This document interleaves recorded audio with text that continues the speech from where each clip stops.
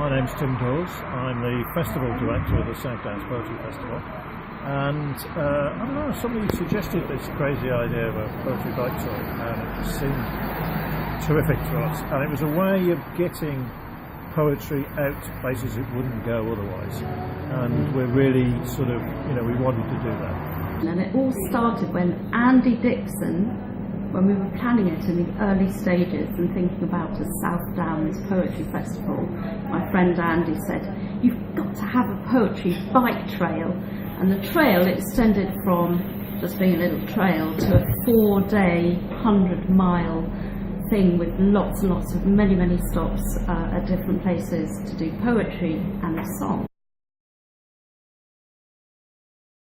I wanted to come on the South Downs Poetry Bike Tour because I wanted the opportunity to share my poems with some new audiences and to meet some new poets interested in driving around and sharing their poetry. It's always nice to get a bit of feedback and feel that someone has taken something from your work. And I came on the bike ride because I'm a poet who writes a lot about the South Downs, and I like cycling. And I have done the South Downs way by bike before, so I thought this would be interesting doing it the other way and visiting some interesting spots to read on the way. I'm along on this trip in some ways to improve my poetry. The process of moving over, physical process of moving over landscape, understanding it, travelling with fellow poets, multiple readings with no time to prepare.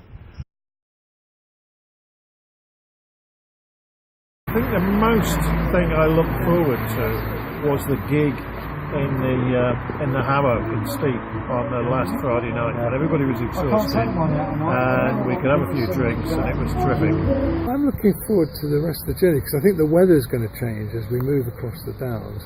I've walked the Downs from Winchester towards Eastbourne, not quite the whole way, but to Alfriston. So going back the other way, I think it's quite nice on a different route and by bike. I'm just looking forward to losing some weight.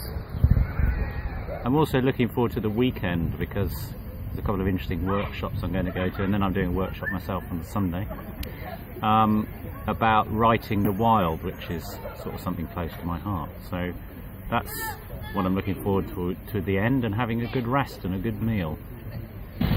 What I'm looking forward to today is some more readings and just some different countryside, really, getting down some nice tracks and seeing some views. I am looking forward to the cycling, and I am looking forward to performing, and most of all, really, I'm just looking forward to the end.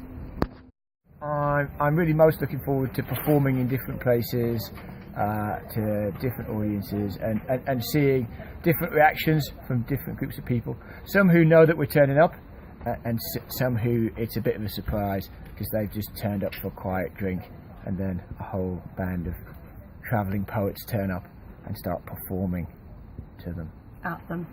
At them. At them.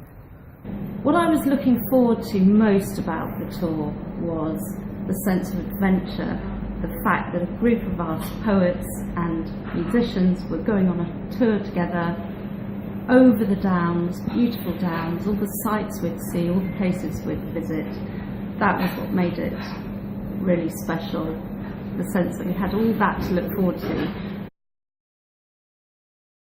One of the things I've enjoyed most about today, as well as pushing myself to my physical limit, is getting to share poetry with some people who maybe wouldn't usually be exposed to it, particularly those audiences in the Berlin Gap and at the top of Beachy Head, who we poem bombed and did some guerrilla readings of, who seemed very interested in hearing some modern poetry for the first time. So I've had a fantastic day. I think the highlight of yesterday, actually, funnily enough, was the Beachy Head pub, which I didn't expect to be. I was a bit worried about the guerrilla readings, to be honest. I thought, I'm just going to be reading poems and people are going to be giving me blank looks. But actually, people were quite receptive, and I enjoyed it. Today, we did a good. I enjoyed the reading at the Ditchling Museum. Actually, that was quite good. Felt quite inspired by that place. well, it was all fantastic. Hitting the top of the downs, in spite of the hill, was particularly beautiful. What was nice for me in particular was just with an older lady who came up to me at the end and wanted to talk about one of my poems, which was really lovely. So I found that just getting that contact when you've read something and it's spurred an idea, or they've had a similar idea and they've recognised something in the work, that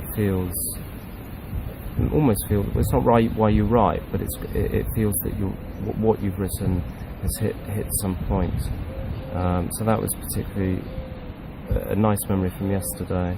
What I enjoyed about yesterday was that it's new countryside. I live on the other side of the South Downs National Park, so this is quite new to me. The size of the hills, the beautiful loneliness, the flowing fields of corn, the dusty tracks, the ancient villages, the old churches are fantastic, and I'm really enjoying the company parts. It's like a modern day Canterbury Tales.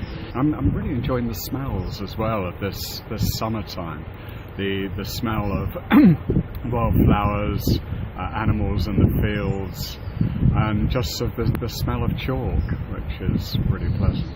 But what I enjoyed the most, which I didn't really anticipate, was the sense of camaraderie that we had, and it was really nice that Johnny Sackett came along and joined us for a couple of days as well, so it was great.